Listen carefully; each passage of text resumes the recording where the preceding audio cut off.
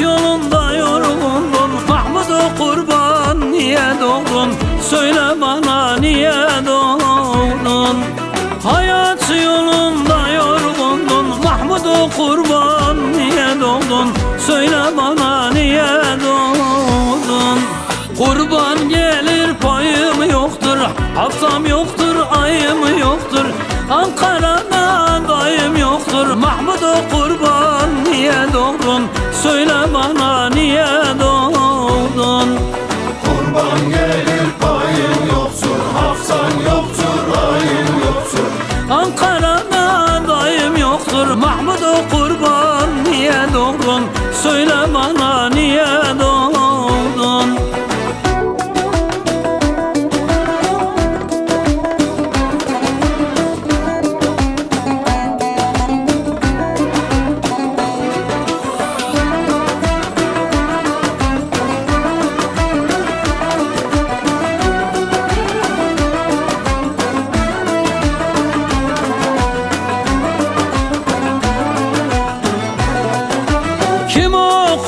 Yazar seni, rüzgar değse bozar seni, ölsen kovar mezar seni. Mahmud-u Kurban, niye doğdun? Söyle bana, niye doğdun? Ölsen kovar mezar seni. Mahmud-u Kurban, niye doğdun? Söyle bana, niye doğdun? Kurban gelir payım yoktur, haftam yoktur, ayım yoktur, Ankara'da dayım yoktur. Mahmud-u Kurban, niye doğdun?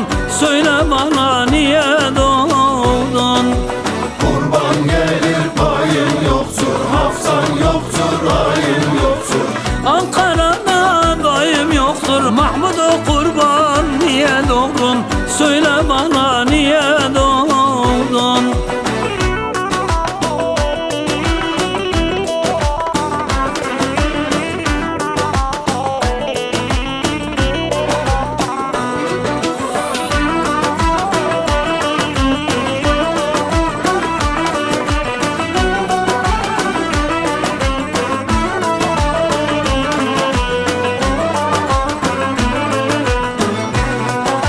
Mahsuni işin doğrusu, öter zalımın borusu, dayımın öksüz yavrusu. Mahmud-u Kurban, niye doğdun?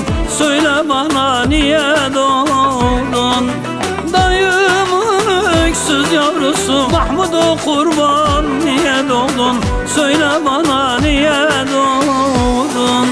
Kurban gelir payım yoktur, haftam yoktur, ayım yoktur, Ankara'da dayım yoktur. Mahmud-u Kurban, niye doğdun? Söyle bana,